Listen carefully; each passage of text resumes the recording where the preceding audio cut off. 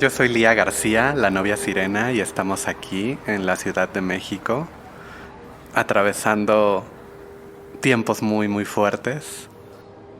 Ahorita estamos en un podcast donde lo que importa es la voz, y yo creo que es una manera de hacernos justicia también, porque esta voz va a quedar archivada en un lugar donde va a ser cobijada, refugiada y se va a extender, se va a dilatar en el tiempo para que las personas la sigan escuchando. Lía es pedagoga, artista de performance, escritora y activista trans de la Ciudad de México. Se maquilla frente a un espejo junto al micrófono y nos pide escucharla mientras ocurre una transformación sobre su piel también. Este episodio es una historia en fragmentos, a través de su voz y sus archivos. La historia de Lía García, la novia sirena, y de tantas otras pieles en las que su experiencia se desdobla. Tiene deseos intensos, dolores hondos, goce y algo de nostalgia. Es un recorrido a través de la apuesta artística, política y pedagógica de Lía por la vulnerabilidad, la ternura y el amor. Soy Juliana Zambrano y esto es Crónicas al Borde. Crónicas al Borde. Pues esta es una canción que me gusta mucho, que siempre la estoy con personas y las regalo. 1. El espejo. Si tú me preguntas a mí quién es Lía García, la novia sirena, yo te voy a decir que el primer recuerdo que yo tengo de mí misma es un momento en el que mi abuela me dijo que tenía que tirar un espejo que se había roto a la basura porque si no iba a tener 7 años de mala suerte. Y me acuerdo mucho que ella me decía eso, ¿no? Mijita, si se te rompe un espejo tienes que echarle agua, esperar 7 minutos, echarle sal y luego tirarlo a la basura porque si no vas a vivir con 7 años de mala suerte. Y entonces yo no quería tirar ese espejo, ¿sabes por qué? Porque yo cuando el espejo se rompió, miré hacia abajo y me di cuenta que ahí estaba yo, fragmentada, en muchos pedazos. Y me dije a mí misma, qué hermoso que yo me puedo ver a mí misma así, fragmentada, rota, en cachitos, porque así me siento. Y porque yo soy esta persona, la que se multiplica.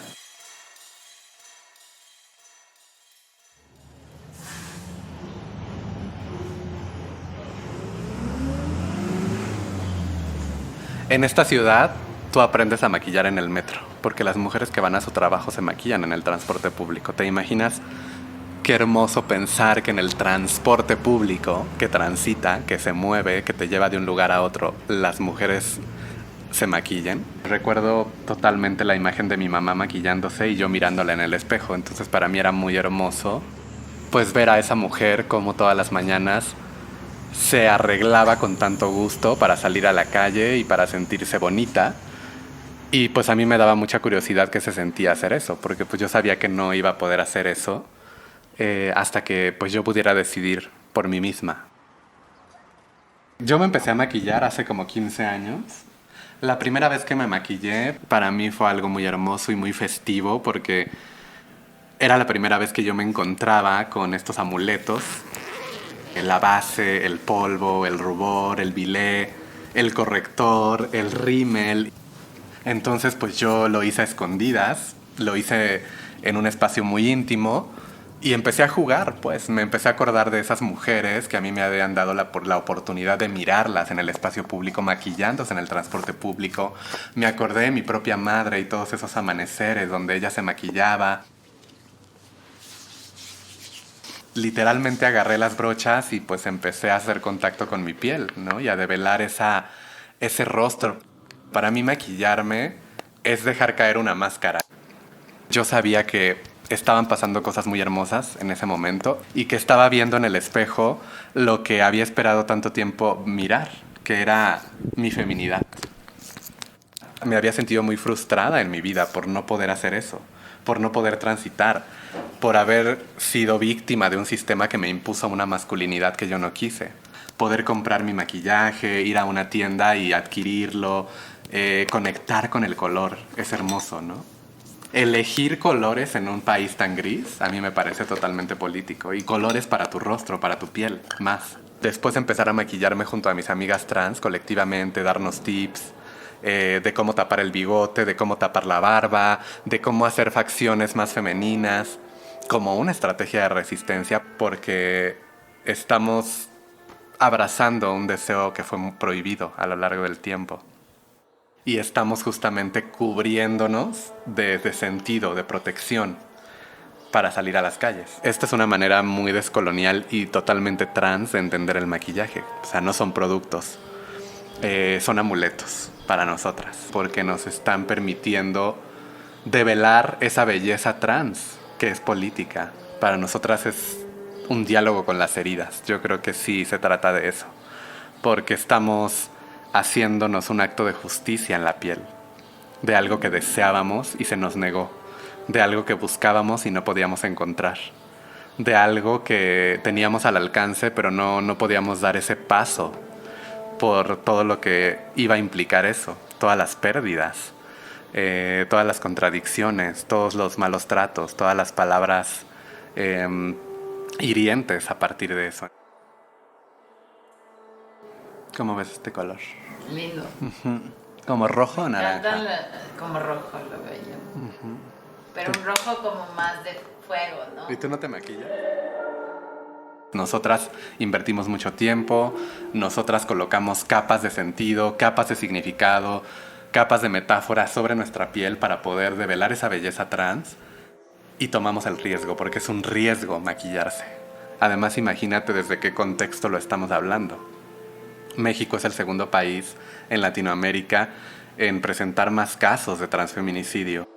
Entonces, ¿qué significa hablar de la belleza en un contexto de la muerte, en un contexto que produce dolor? Y es político también hablar de nuestro dolor en este contexto, porque hemos hecho de nuestro dolor lo más precioso, lo más brillante, lo más tierno que hemos podido, como las perlas. Un molusco tarda alrededor de 10 años en cubrir capa por capa la herida que recayó sobre su cuerpo frágil y esponjoso hasta que se forma una perla. ¿Te das cuenta de lo que significa que una perla es una herida encapsulada? Y yo en mi trabajo político me apropio de mi belleza trans, y con esa belleza trans resignifico ese deseo que tienen los hombres de matarnos. Es una belleza tan especial y llena de cuidados, y llena de cariño, y llena de tiempo, y llena de un trabajo manual tan precioso, que lo que le desata a la gente es el deseo de aniquilar esa belleza. Lía García, Lía Vampira.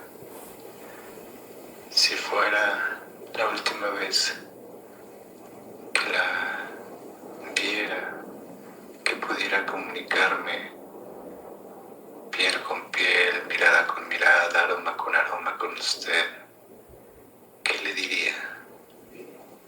Sería gracias. Gracias por compartir tu vida, tu historia, tu cuerpo, tu tránsito, tu voz, tu canto de sirena con este que soy. Porque ese canto, porque esa voz, porque ese tránsito me ha atravesado, me ha descolocado y me ha colocado también. Y esa mirada también me conecta con una ternura tan sutil, tan similar a dos manos tomándose.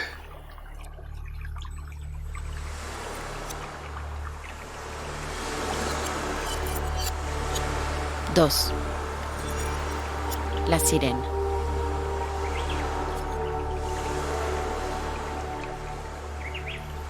Las sirenas, algunos quizás creen que es un mito, que es un cuento, pero las sirenas sí existen. Lo ven cuando sale noche de luna.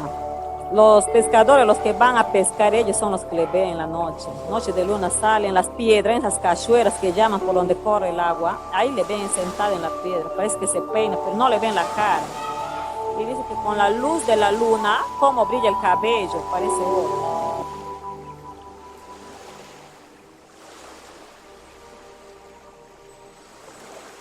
A mí me encanta el color morado, me encanta el color azul y me encantan los colores tornasol, porque creo que pues generan un brillo en mi rostro muy muy particular y que a mí me conectan también con el mar. Yo soy una mujer totalmente arraigada al agua, porque pues justamente en el agua está todo el misterio de la feminidad.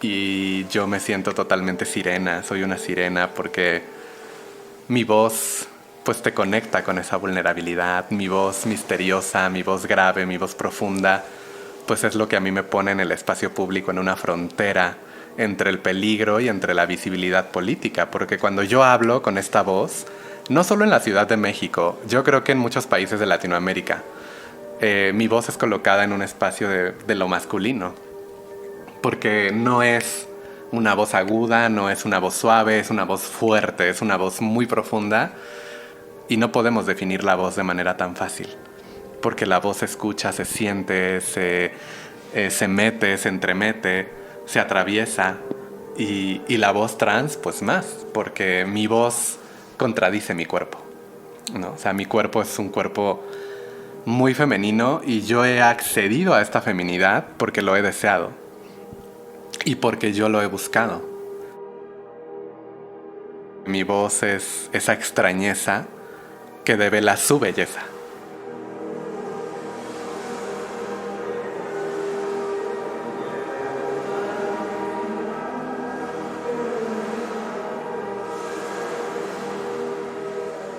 Cuando empezó a nacer de mi cuello la manzana de Adán, que es este hueso así que marca, ¿no?, una masculinidad, me dio mucha ansiedad, porque yo no quería que mi voz me cambiara, pero no tuve las herramientas para poder transformar esta voz. Y después tuve que abrazarla, con todo mi dolor, con toda mi rabia, la tuve que abrazar, darle la bienvenida y saber que esto es parte de mí. La voz está en constante cambio, pero al mismo tiempo, pues la gente tiene deseos de colocarla en un lugar, ¿no?, de feminidad o de masculinidad. Y para nosotras las mujeres trans es difícil, porque nuestras voces son lo que queda, como ese testimonio de que hay un pasado muy doloroso. Porque es lo que más tarda en cambiar, porque es lo que más trabajo cuesta cambiar. Y hoy puedo decir que mi voz es mi casa, porque cuando yo hablo me convierto en sirena.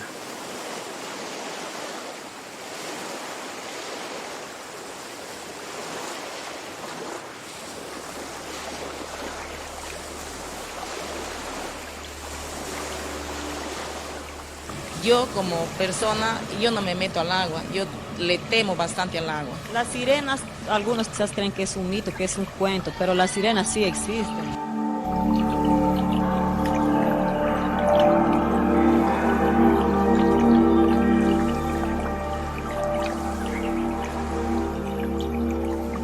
Algunos pescadores habían ido a los ostiones, al pescado, pero al canal de Cuautla. Y fue como que dizque empezaron a percibir a sentir un mal olor y ya buscaron y se encontraron que dizque con una sirena. Yo vi solamente una fotografía es como un video y se ve como pues es cara de mujer con cuerpo de mujer y cola de pescado.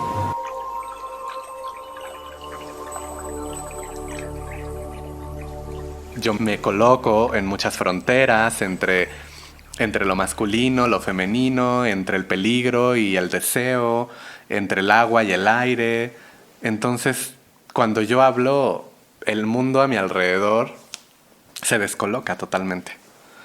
Y la voz es algo tan poderoso porque la voz te permite cruzar todas las fronteras, la voz te permite tocar, acariciar, abrazar. La voz es un vestigio del cuerpo. Es mucho más que un simple sonido o un acto de habla. Es un misterio. Cuando yo te conocí, lo que más atrapó mi atención fue tu voz. Te veía sonreír sin que te dieras cuenta. Y sin escuchar tu canto, Ya no podía quitar la mirada de tan inquietante misticismo, ternura seductora, divina feminidad. Tu canto está presente cada vez más en mis pensamientos y te llevaré siempre en mí, aunque algún día deje de escucharlo.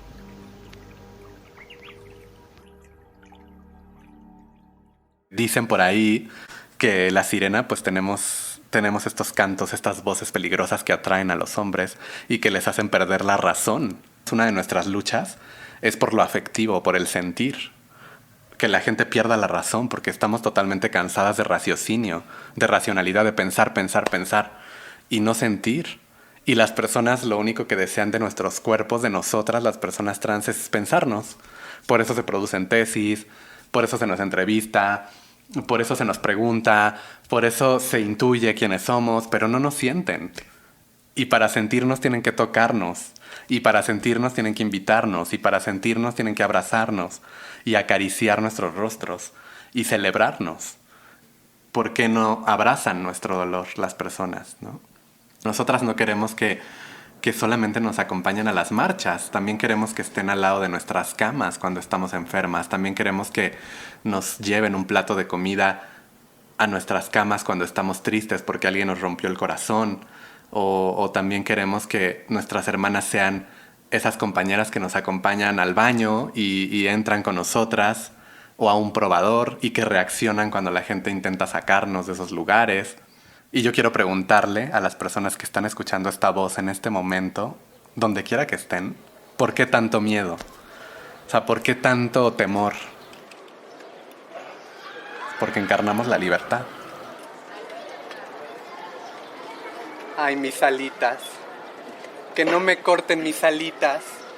Que todavía no me corten mis alitas porque yo quiero surcar contigo las aguas y las tierras en búsqueda de todas.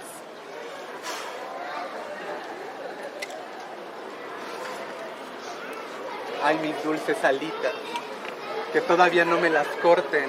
No quiero que me las corten porque yo me quiero ir a la luna y hacerme luz para alumbrar todos mis miedos.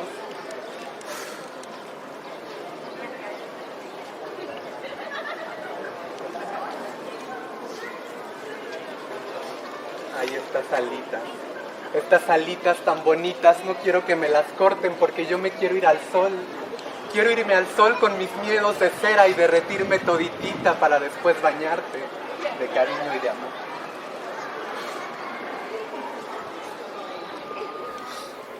¿Por qué la gente tiene tanto temor de mirarse a sí misma a través de mí?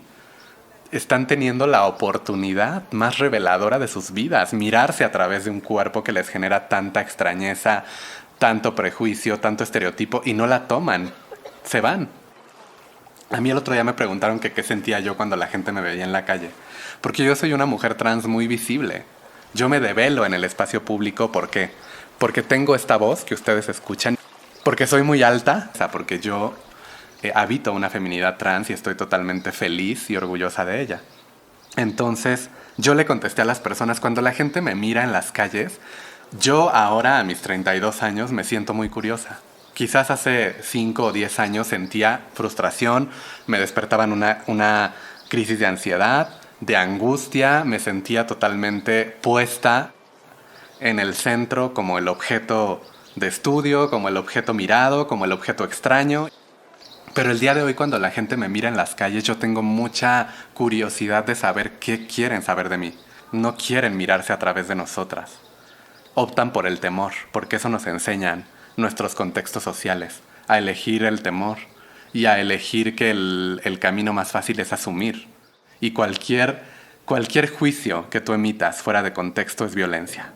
Entonces no podemos seguir sosteniendo un sistema que nos dice que la mejor manera de saber de las personas trans es a través de los medios de comunicación, a través de los libros, de boca en boca, de voz en voz, de experiencia en experiencia. No, la mejor manera de saber de las personas trans, de nosotras, es conociéndonos, acercándose a nosotras y abrazándonos, abrazar nuestra historia.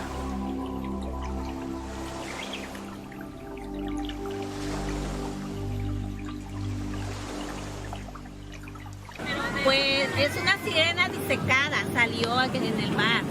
pero con su pelo largo, su cara ya disecada y la cola de sirena. Pero ya salió entre las piedras, pero ya muerta. En estado de descomposición. ¿Sí? Pues completamente cola de pescado, como color como de pargo. Y luego ya de la cintura para arriba, las manos como muy alargadas pero delgadas. Y se miraba, mal no recuerdo, pero como si tuviera pechos como una, ¿cómo decir? Como una mujer, pues. Pero sí, la nariz así, levantadilla y pelo de mujer.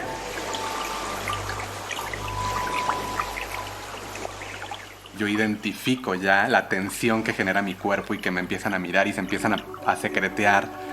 Es hombre, es mujer, ya la viste, ya viste a esa persona que extraña.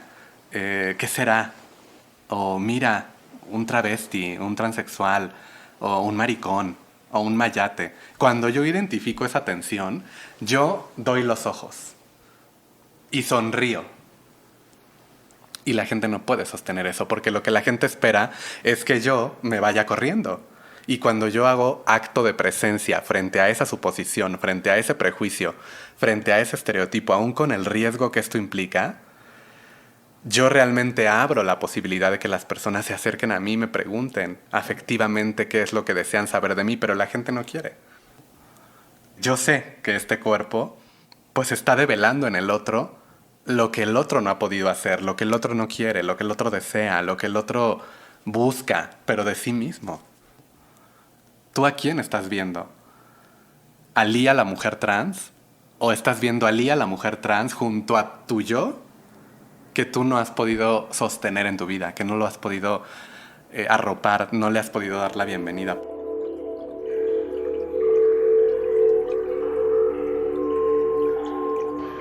Cuando estoy contigo siento siempre como una magia, me siento tranquilo, me siento lleno de amor y querido. Cuando te vi de sirena, me imaginé que estabas un poco loca.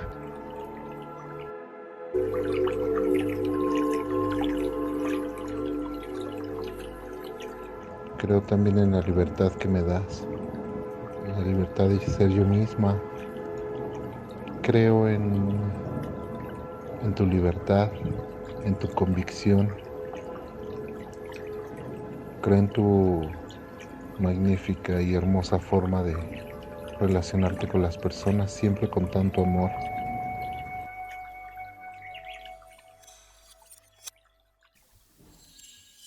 Tres. La quinceañera, la novia, la alumna, la cucaracha, la que se multiplica.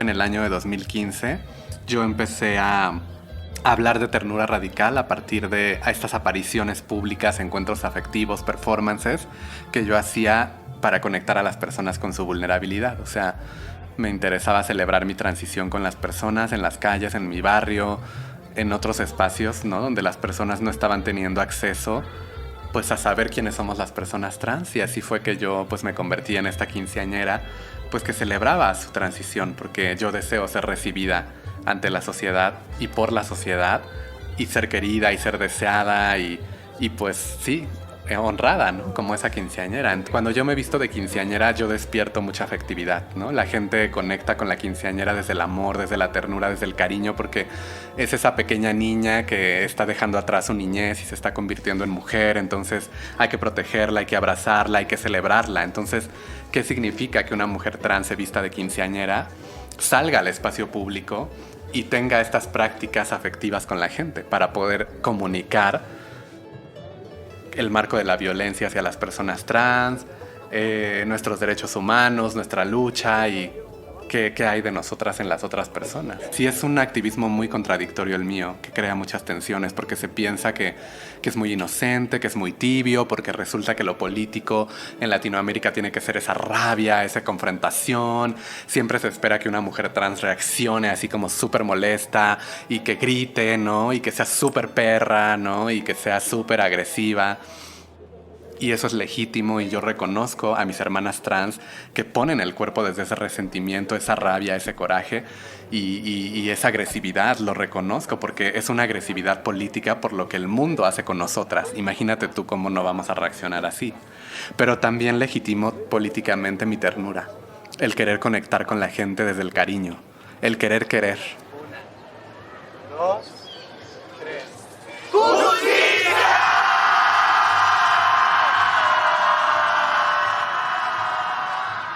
Las mujeres trans queremos una contrahistoria con los hombres. ¿Por qué te digo esto? Porque si México es el segundo país a nivel mundial en matarnos más a las mujeres trans, vale mucho la pena que nosotras, las mujeres trans, nos preguntemos quiénes nos están matando. Y quienes nos están matando son los hombres cis heterosexuales que han sido educados bajo el manto de ese machismo latinoamericano que forma a los hombres para que ejerzan el poder, para que aniquilen, para que sigan sintiendo que nuestros cuerpos son de su propiedad. Entonces somos nosotras quienes, ¿por qué no? Tenemos que hacernos cargo de eso. Por eso a mí me interesa estar cerca de hombres cis heterosexuales por medio de una pedagogía trans y contar la otra historia de quiénes somos las mujeres trans. No solo el objeto de deseo, el objeto sexual, no solo el cuerpo desechable, matable, violable, el cuerpo que se olvida, sino también el cuerpo de una amiga, de una compañera, de una novia trans. Ese es otro de mis performances, el de la novia trans, porque también queremos realmente luchar por tener un acceso digno al amor. ¿Podrían acercarse otra vez a mi cuerpo?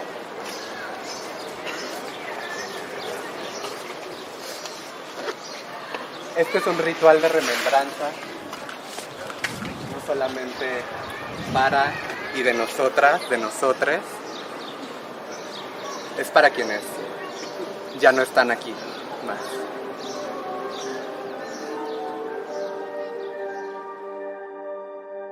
Yo concibo la masculinidad como una representación del colonialismo en todo su esplendor, del patriarcado, en este caso, pues del Estado mexicano, ¿no?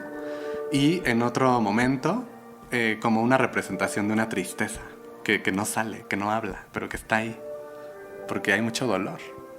Pero imagínate, conectar la masculinidad con el dolor parece imposible.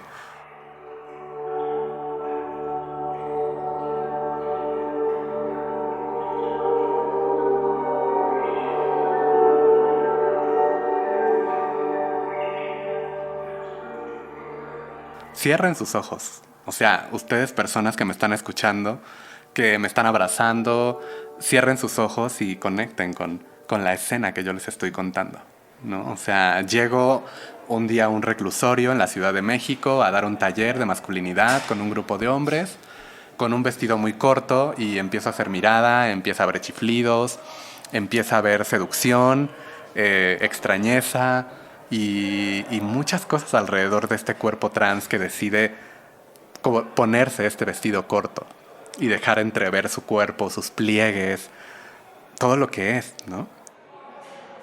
De repente le digo a uno de los chicos, yo he decidido vestirme así, ponerme bonita, porque me importan ustedes, porque sus vidas me importan y porque quiero realmente develar mi cuerpo ante ustedes, este cuerpo extraño, este cuerpo que me da miedo a veces, este cuerpo que abrazo, este cuerpo que es contradictorio. Yo quiero que ustedes se vean en este cuerpo. Yo quiero que ustedes cambien esa mirada, que la giren, que la retuerzan y que dejen de mirarme como lo que causa únicamente deseo, porque yo estoy desnudándome para ustedes como un acto de amor, porque estoy realmente queriendo que conecten con esta belleza trans que está hecha de piel, que está hecha de ternura, de voz, de memorias. Quiero que me cuiden así con este vestido corto escotado.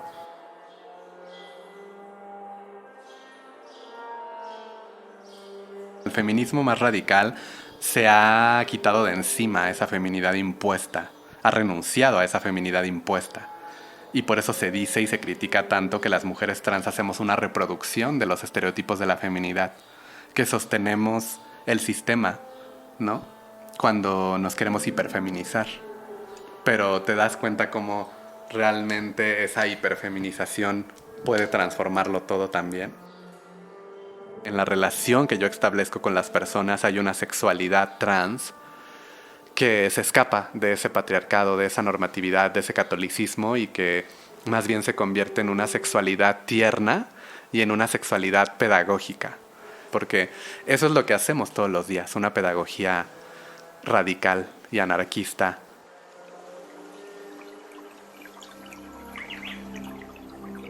Pues es algo bonito, es algo muy especial. Desde el principio, cuando no me quedaba, sí sentía yo algo difícil, ¿no? Lo sentía difícil, pero te volteaba a ver y tú me habías elegido. Y yo dije, no, pues sí, pues tengo que poder, ¿no? Por ti, pues sí se pudo. Y lo recuerdo bien, me agrada lo que pasó. ¿Qué queremos contarle y qué tenemos que contarles nosotras las mujeres trans a los hombres cis hetero? La contrahistoria de esas muertes, de esos asesinatos, de esas violaciones. No solo somos la historia que está en los diarios amarillistas de prejuicio, de estereotipo, no solo somos la extrañeza, también somos la celebración, el goce, el amor.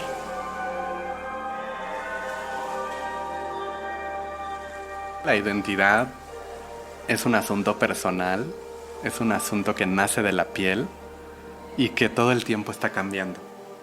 Desafortunadamente pensamos que la identidad es algo que se define y las personas trans hemos develado que la identidad se transforma, que la identidad es un ir y venir.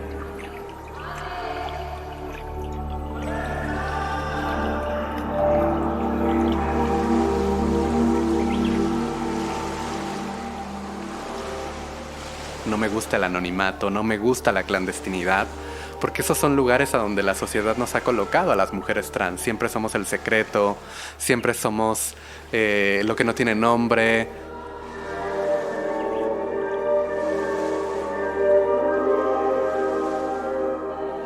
A mí me interesa fragmentarme identitariamente, como ese espejo roto.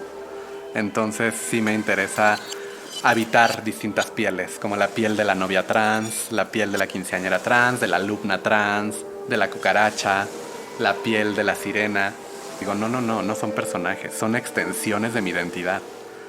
Simplemente es algo que me hace justicia, porque yo quise ponerme un vestido de novia, porque yo quise ser una quinceañera y tener fiesta de 15 años, yo quise ser sirena y soy alumna, y soy cucaracha, y soy Lía, todas al mismo tiempo.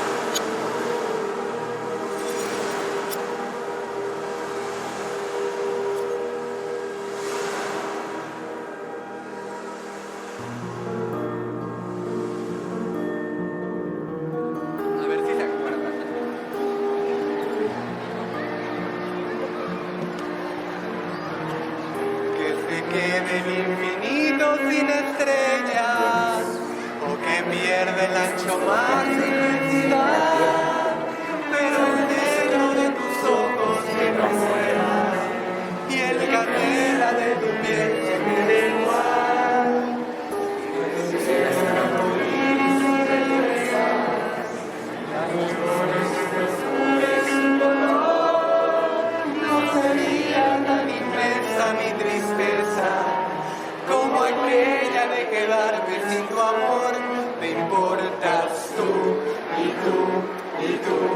y solamente tú, y tú, y tú. Agradecemos a Lea García, la novia Sirena, por permitirnos contar esta historia y acceder a sus archivos. En este episodio aparecen registros de sus obras Se dice de una sirenita y Sutiles extrañezas. Este episodio fue producido por Daniela Dávila Navarrete y Juliana Zambrano Murillo entre diciembre de 2021 y mayo de 2023. La investigación, documentación de campo y guión es de Juliana Zambrano Murillo. El diseño y postproducción de sonido de Pablo Molina Suárez. Cristina Yepes o Cardenilla es la ilustradora de la imagen que la acompaña. Para más episodios de información sobre el proyecto y el resto del equipo, visita nuestra página web www.cronicasalborde.com y síguenos en Instagram y Twitter. Esta temporada cuenta con el apoyo de la Universidad San Francisco de Quito y Radio Cocoa. Gracias por escuchar.